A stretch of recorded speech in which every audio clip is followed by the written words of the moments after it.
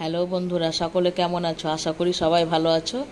এসো আজকের রেসিপিটা শুরু করা যাক। বিনা তেলের আমের চাটনি বানিয়ে দেখাবো। তেল লাগবে না। একটা বড় সাইজ আম কেটে রেখেছি, পরিমাণ মতো লবণ নিয়েছি, আর ছোট বাটির এক বাটি চিনি নিয়েছি। তোমরা যে যেমন মিষ্টি খাবে, কেউ যদি একটু টক টক খাও তাহলে কম মিষ্টি দিবে, কেউ যদি বেশি খাও তাহলে একটু বেশি চিনি লাগবে, ঠিক আছে।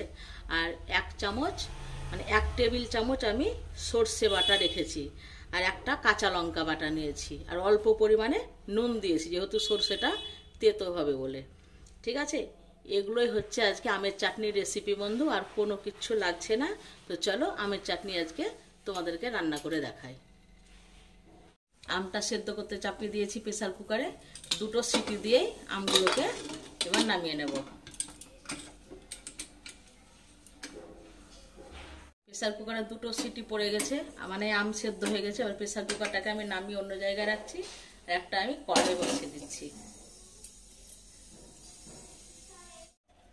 এবার সেদ্ধ আমটা আমি কড়াইয়ে দিয়ে দিচ্ছি। তোমরা একটা সিটি দিবে বন্ধু, আমি 2টো দিয়েছি, তো এই দেখো কেমন গলে গেছে আমার আমটা, ঠিক আছে। এবার আমটা আমি সেদ্ধ আমটা কড়াইয়ের মধ্যে দিয়ে দিচ্ছি।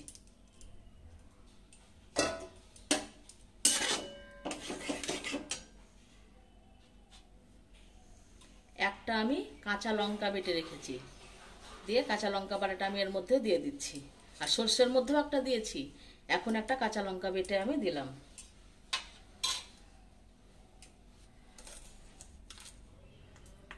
আর স্বাদ মতো লবণ দিলাম।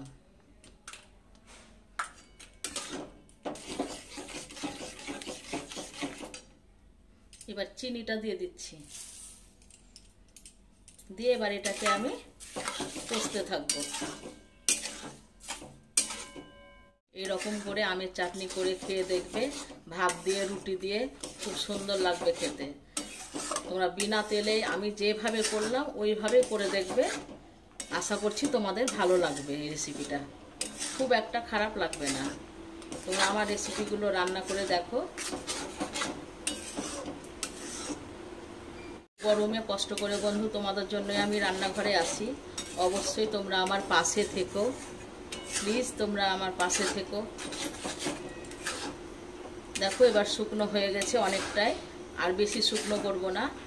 এ দেখো এরকম করে তোমরা নামাবে, ঠিক আছে, না তো একদম শুকনো হয়ে যাবে। এরকম করে একটু নামাবে, একটু ঘন হয়ে গেলেই নামাবে। গ্যাসটাকে আমি অফ করে দিচ্ছি, দিয়ে এবার আমি সর্ষে বাটাটা দিয়ে দিচ্ছি। দিয়ে সর্ষে বাটাটা দিয়ে এখন আমি ভালো করে একটু নাড়াচাড়া করে নেব। দিয়ে এরকম অবস্থাতে আমি গ্যাস অফ করে 2-3 মিনিট রেখে দেব, তারপরে তখন বন্ধু পরিবেশন করব, ঠিক আছে। আজকে তাহলে এই পর্যন্ত, আবার আসবো আরেকদিন অন্য রেসিপি নিয়ে। আজকের মতো বিদায়। যাবার সময় আবারও বলে যাই বন্ধু, প্লিজ আমার পাশে থেকো তোমরা।